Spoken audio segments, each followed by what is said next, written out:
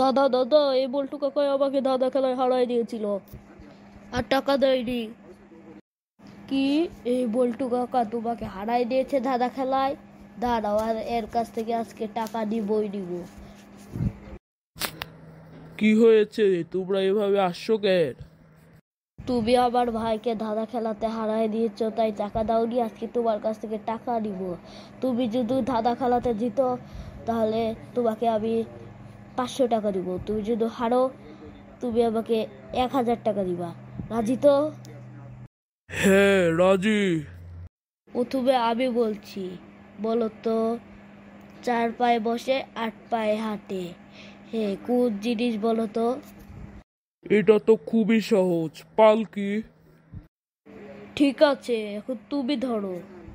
শুনো তাহলে।